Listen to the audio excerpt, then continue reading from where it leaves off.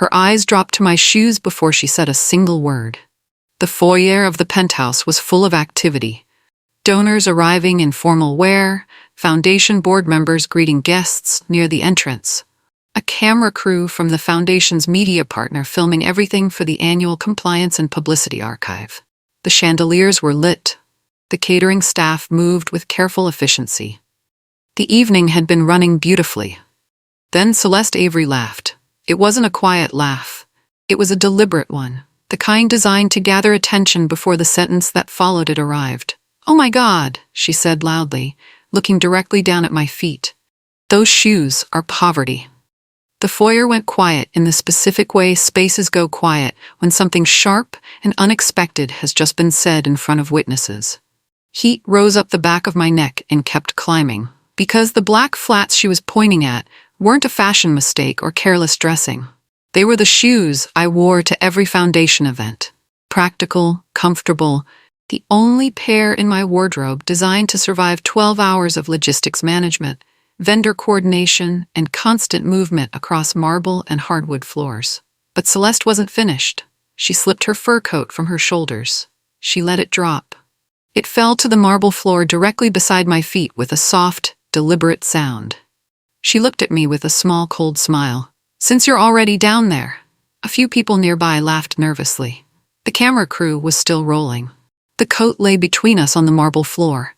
It was a statement piece, floor length, pale cream, clearly custom. The kind of coat that gets noticed when someone walks into a room and continues to get noticed when someone drops it on the floor as a public performance of authority. Celeste didn't glance at it after it fell. She was already looking past me toward the ballroom entrance, her chin slightly elevated, her expression carrying the easy confidence of someone who expects their decisions to produce the intended results without requiring any further personal attention. She expected me to pick it up. That was the whole point of the gesture, not the insult about the shoes. That was just the setup. The drop was the actual message, a visible, public, camera-documented demonstration of exactly where she believed I stood in relation to her. Staff pick up what the important people drop. I stood beside the coat for a long moment. The guests nearby had moved on. The way people move on from uncomfortable moments they don't want to be associated with. The camera operator near the door had lowered his angle slightly. A board member near the entrance pretended to be absorbed in his phone. Once, a year ago, maybe 2, I probably would have picked it up. Not because I believed the message it was sending, but because I was still trying to keep the peace with someone who had never once intended to keep it with me.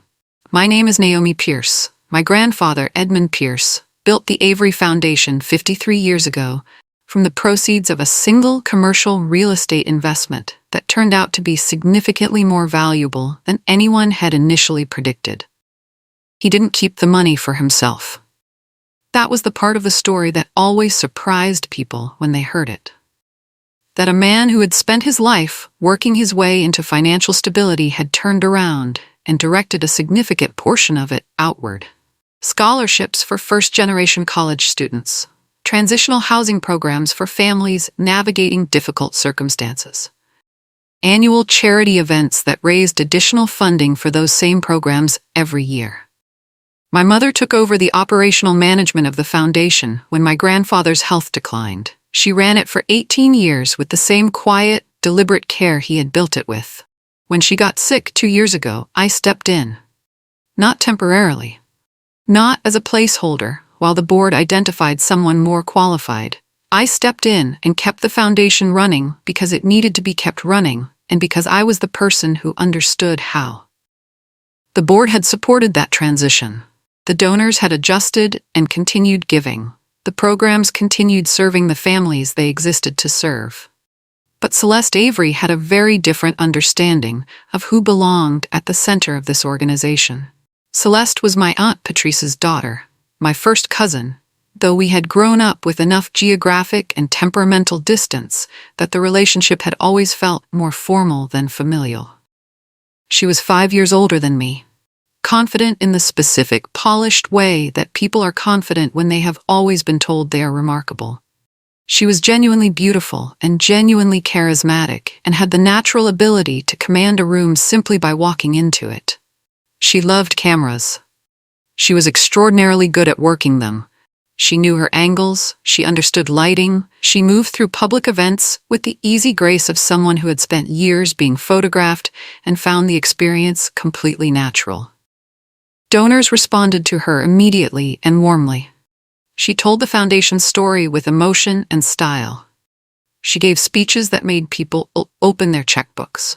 I preferred standing behind spreadsheets. I was the one who verified that the checkbook funds arrived properly, who tracked expenditures and prepared compliance reports, who coordinated vendors and managed timelines and made sure the programs the foundation ran actually delivered what they promised to the people depending on them. Celeste handled the visible surface. I handled the actual foundation. She had understood this division clearly from the beginning, and she had resented it from approximately the same moment. Celeste's official role at the foundation was Community Relations Ambassador. It was a title she had proposed for herself at a board meeting I had not been present for, about 8 months after I took over operations. The board had approved it because her donor cultivation work was genuinely valuable, and because nobody wanted the conflict that declining it would have produced. At events, she introduced herself to donors as the future of the Avery Foundation. Donors loved it. They saw a beautiful, charismatic woman presenting with passion and genuine warmth, and they responded with the enthusiasm that people respond with when a story is being told well. They didn't see the budgets, they didn't see the vendor contracts, the program oversight reports, the grant disbursement tracking, or the quarterly compliance filings. They didn't see any of the work that kept the foundation operating as a legitimate, functioning institution rather than simply a well-photographed social event series. That work was mine. And the further the foundation's public profile grew, driven increasingly by Celeste's event presence and social media activity, the more distance developed between what the public believed about the Avery Foundation's leadership and what was actually true. Donors thought Celeste ran things. Celeste let them think it. And eventually the resentment she felt toward my actual role stopped being something she kept private. The first comment came on a Tuesday afternoon in the building's parking structure. I had just returned from a meeting with one of the foundation's housing program partners. I was carrying a folder of documents, my keys in my other hand, moving toward the elevator when Celeste appeared from the direction of the visitor spaces. She looked at my car. It was a 7-year-old sedan. Reliable, paid off, completely adequate for its purpose. "Still driving that?" she said.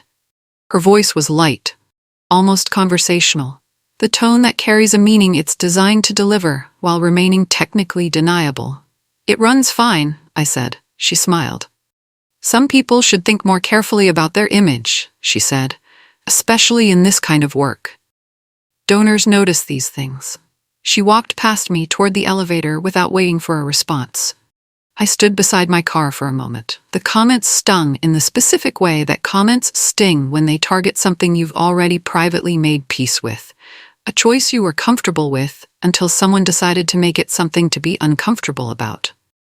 I filed it away, not as something to act on immediately, just as information about the direction Celeste had decided to take things. The first data point in what would become a very clear pattern. The pattern established itself over the following months with a consistency that made it impossible to dismiss as coincidence. A comment about my apartment building, made at a donor lunch, quietly, directed at the woman seated beside Celeste, but within my hearing range. Said with the same light, almost affectionate tone that made it difficult to challenge directly without appearing oversensitive. A comment about my coat at a board presentation. Not to me, to a colleague standing near the door as I was walking out. A comment about my shoes at a community partner dinner. This one was more direct than the others. She looked at my feet while I was mid-sentence speaking with a program officer and said, "Different footwear next time might help." Then she turned back to the person she was speaking with, as if the interruption had been completely normal. Each one was small enough to laugh off.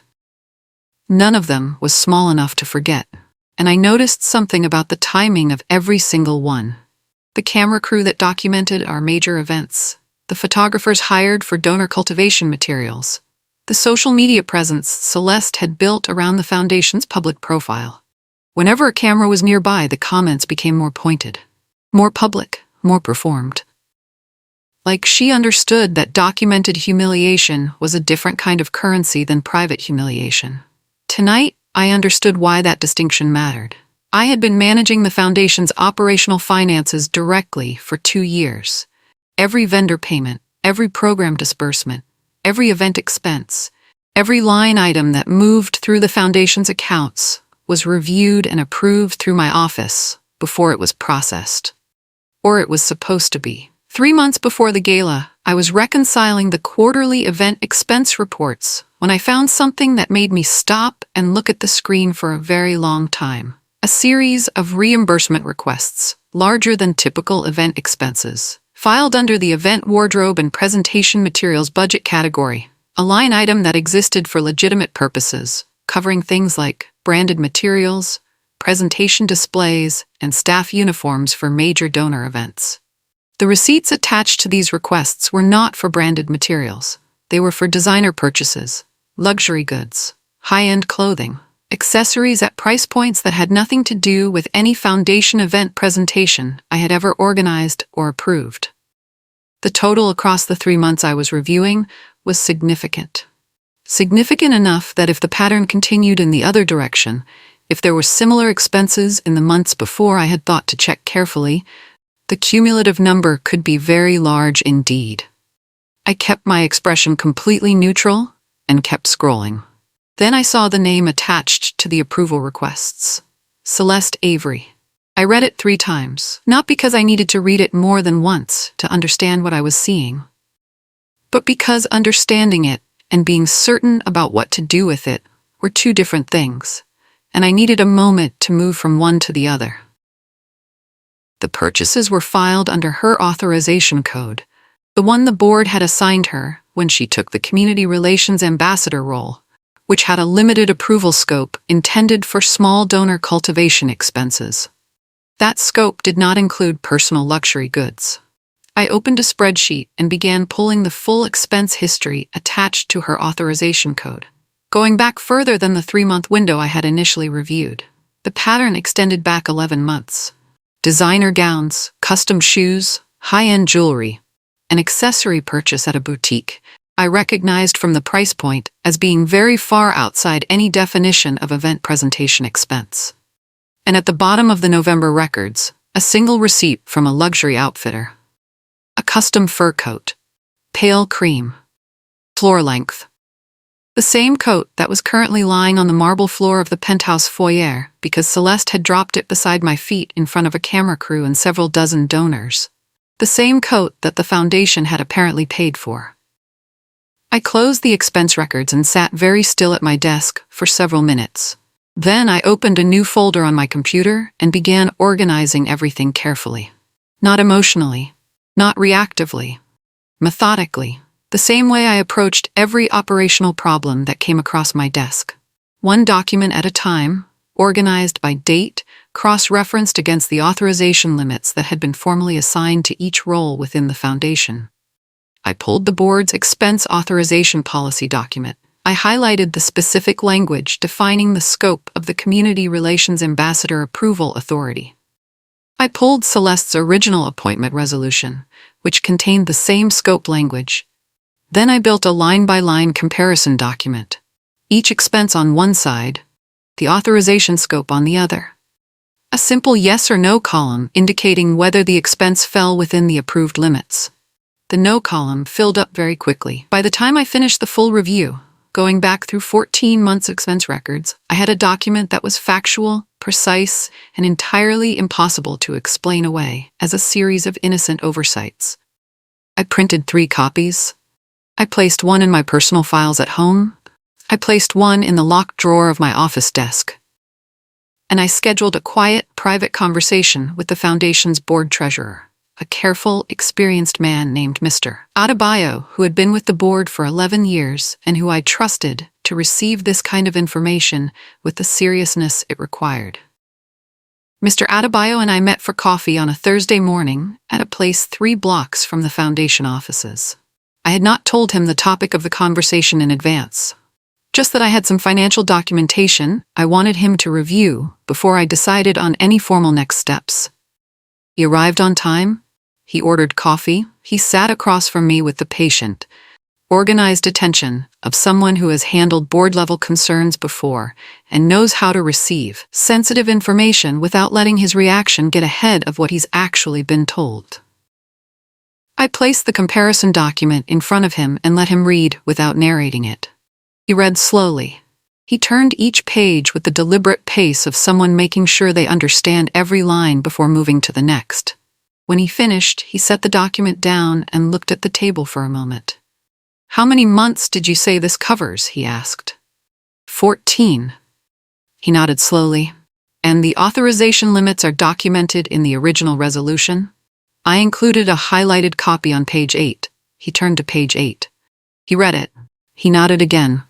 "You haven't discussed this with anyone else?" he asked. "Only you." He picked up his coffee cup and held it without drinking. "Keep gathering evidence," he said. "Document everything you can verify directly, and don't say anything to Celeste." He looked at me steadily. "Tonight's gala has a compliance camera crew," he added. "Keep that in mind." I thought about that conversation for the 3 weeks between Mr. Adebayo's instruction and the night of the gala. Keep gathering evidence. I did. I requested the full vendor invoices for every event in the past 14 months where Celeste's authorization code had been used. I cross-referenced the amounts against the actual event documentation, the vendor contracts, the delivery receipts, the production records, to identify where the numbers appeared as event expenses in the records, but had no corresponding legitimate event purpose. The picture that assembled itself across those 3 weeks was comprehensive and clear. A pattern of personal purchases filed as foundation event expenses, consistently authorized by Celeste, using credentials that explicitly did not cover that category of expense. The fur coat was simply the most recent and most visible item.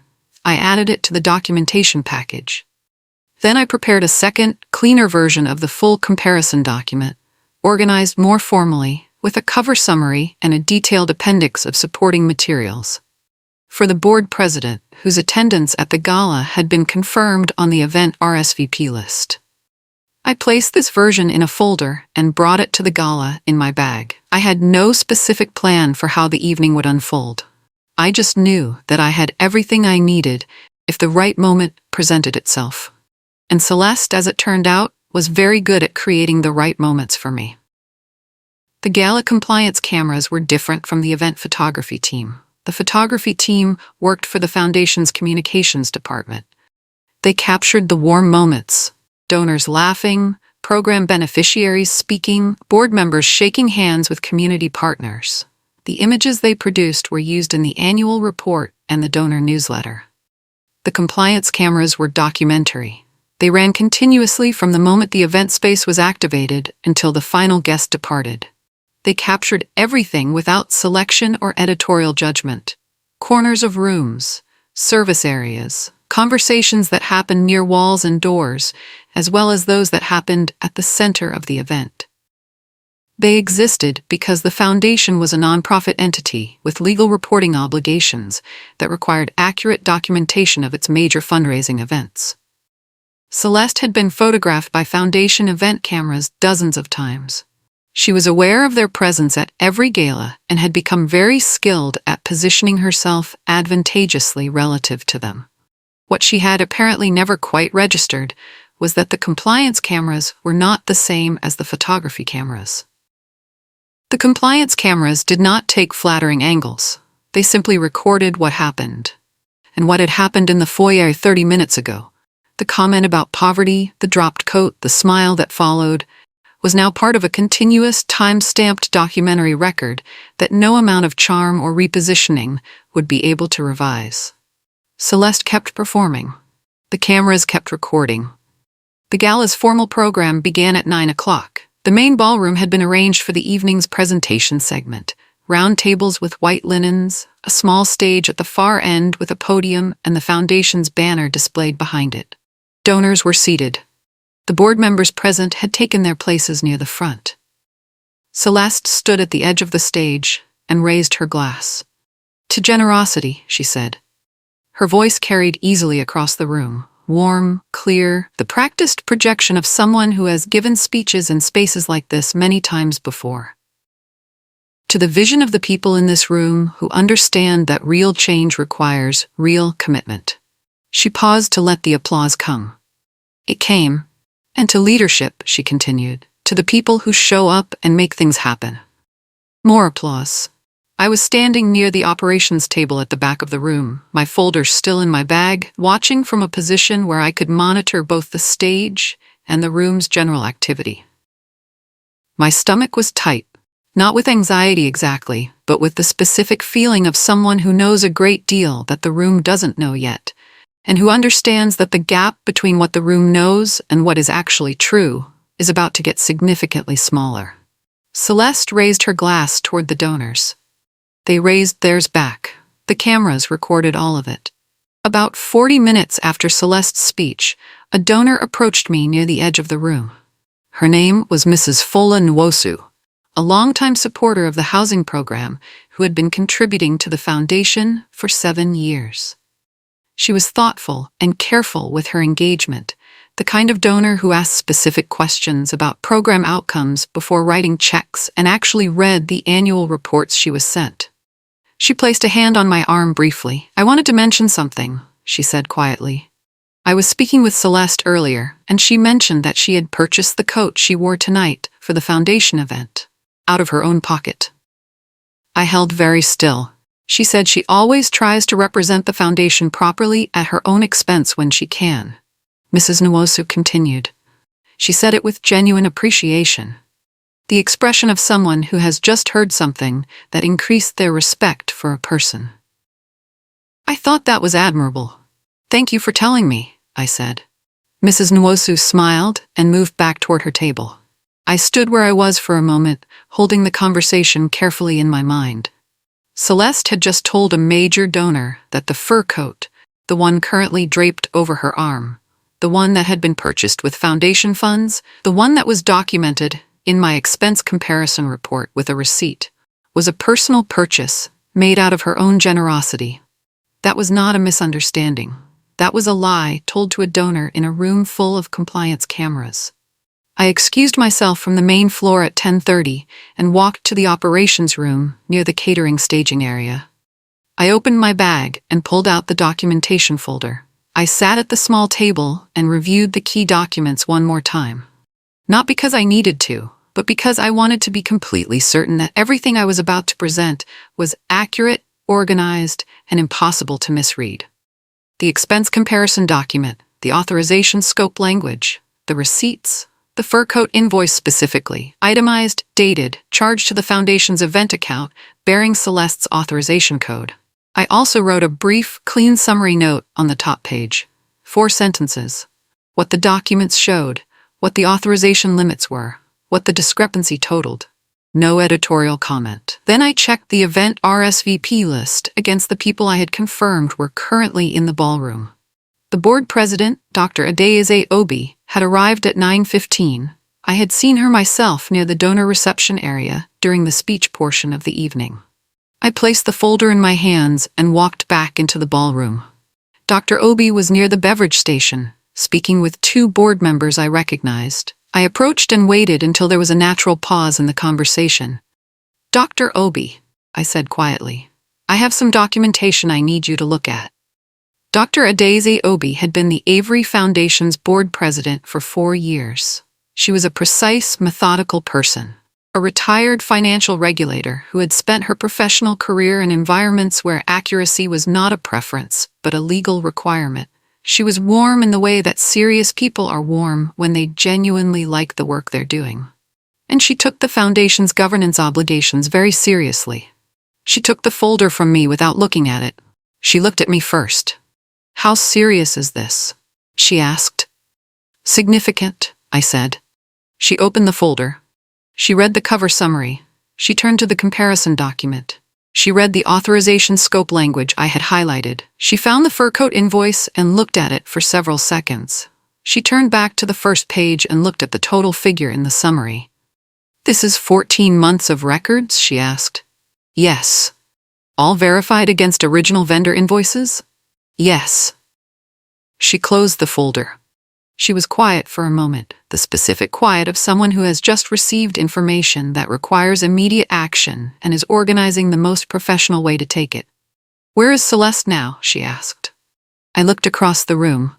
Celeste was near the center of the ballroom, speaking with 3 donors, one hand resting on the fur coat now draped over her arm. Dr. Obi followed my gaze. "I'll need to speak with her and Mr. Adebayo together," she said. "Can you arrange that quietly?" We gathered in a small meeting alcove off the main ballroom, a semi-private seating area with low lighting and just enough separation from the event noise that a focused conversation was possible. Dr. Obi, Mr. Adebayo, a third board member named Dr. Femi Taiwo, who Dr. Obi had asked to join, Celeste, who had been approached by Mr. Adebayo with a brief professional request to step away from the main floor for a moment. I stood near the entrance with my folder. Celeste arrived with the particular energy of someone who has been called into a meeting they weren't expecting and has decided that confident openness is the best posture to adopt until they understand what's being asked. She smiled at everyone. Dr. Obi thanked her for stepping away. Then she asked, calmly and directly, about the event expense records from the previous 14 months. Celeste maintained her expression with impressive control. "Those are standard event wardrobe expenses," she said. Her voice was smooth. "The community relations role requires a certain level of presentation investment. It all ties to donor cultivation." Dr. Obi opened the folder to the authorization scope page. She placed it on the table in front of Celeste. "Can you show me which specific donor cultivation activities these purchases correspond to?" she asked. "The authorization language requires documented event alignment." Celeste looked at the page. Her smile didn't disappear, but it shifted into something that required more visible maintenance than before. The receipts moved between board members across the low table.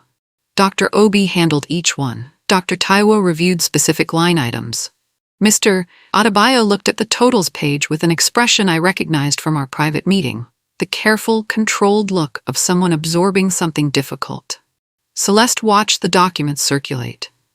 The longer the silence lasted, the thinner her composure became. Not dramatically.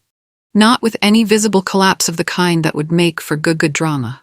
Just the gradual erosion of a performance that requires enormous energy to maintain, felt in small, specific ways. A slight tightening around the eyes, a breath that came slightly faster than the ones before it, a shift in posture from open and relaxed to carefully managed. "These are very specific purchases," Dr. Obi said. "Designer gowns, custom footwear, accessories. And this one." She held up the fur coat receipt. "This one is quite large." Celeste looked at the receipt.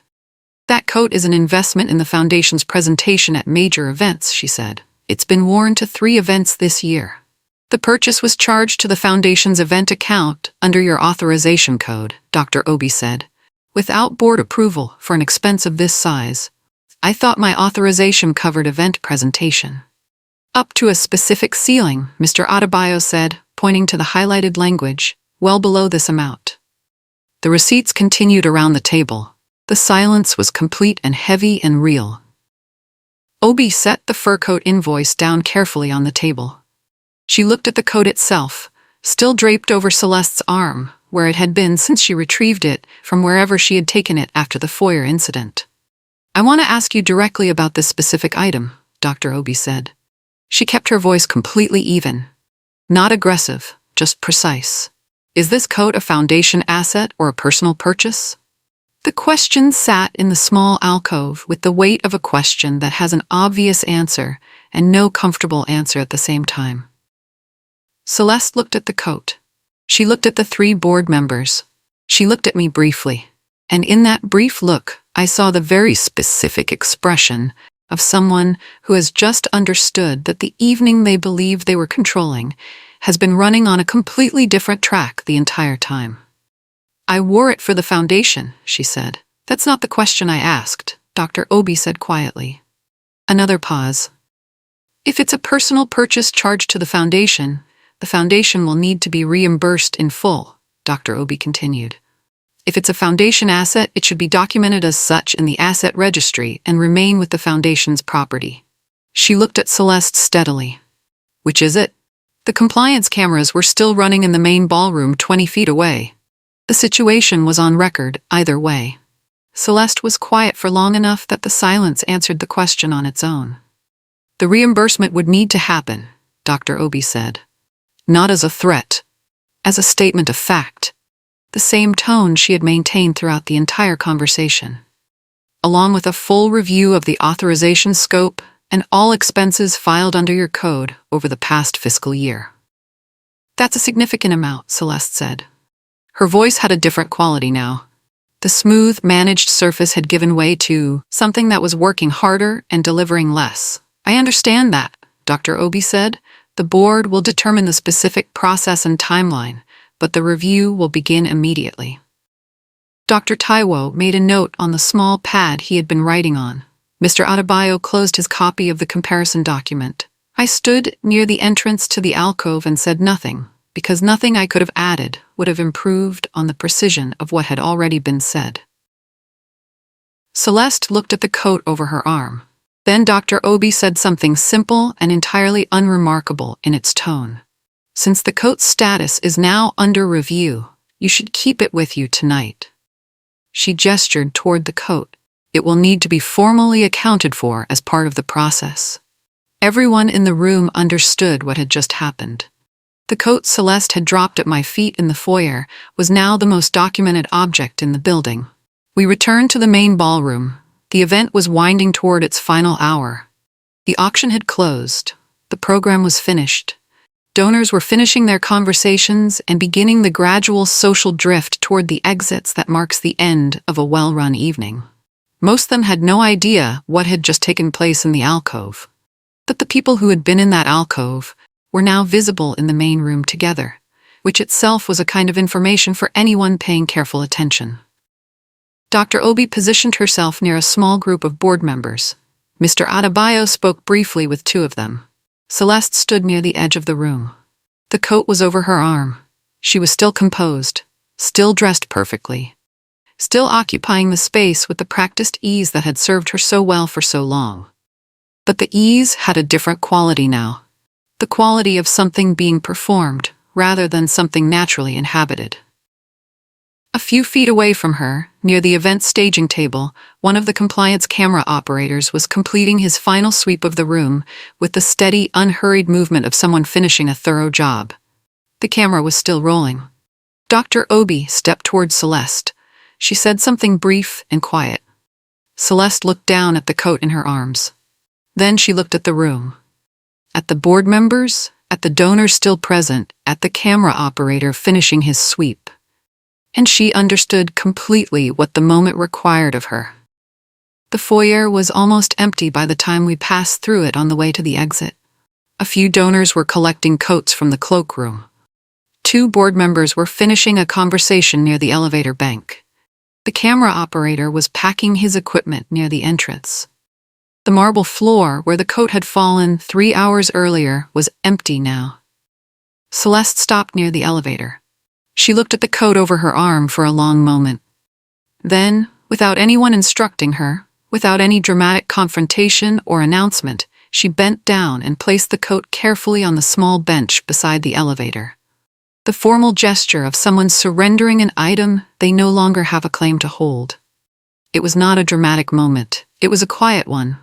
But I had been in the foyer earlier when she dropped the same coat at my feet and told me I was already down there. And I was standing near the elevator now, watching her place it on the bench. The camera operator looked up briefly from his equipment bag, then looked down again. The board members near the elevator said nothing. The coat sat on the bench. The compliance archive contained a complete, time-stamped record of where the coat had come from, what it had cost, and who had paid for it. Celeste walked toward the elevator. She didn't look at me on the way past. The board's response to the documentation began the following Monday morning. Dr. Obi called me at 8 o'clock to confirm that the board had convened informally the previous evening and agreed on the immediate next steps. Celeste's authorization code was suspended pending a full audit of her expense submissions. An independent accounting firm had been engaged to review all foundation expense records for the previous 2 years, broader than my 14-month review, thorough enough to produce a complete picture of what the records showed. Celeste was formally notified that her community relations ambassador role was suspended during the audit period. I was asked to continue managing all operational functions through the audit and to serve as the primary contact for the accounting firm's questions.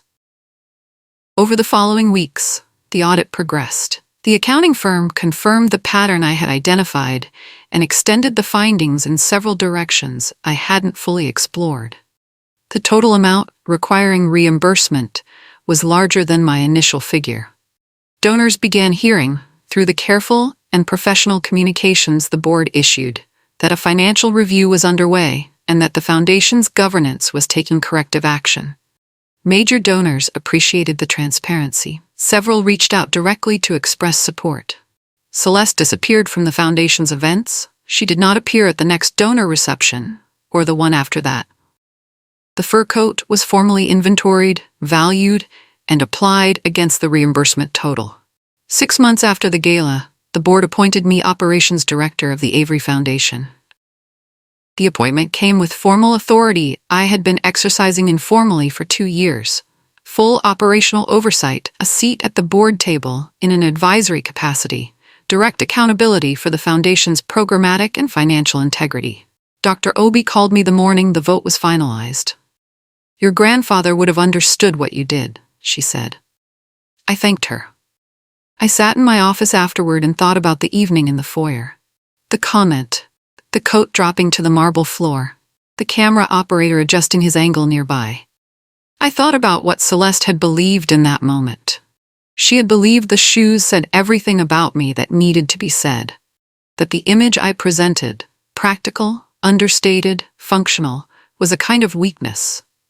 A gap between where I stood and where she stood that she could point at publicly and make visible.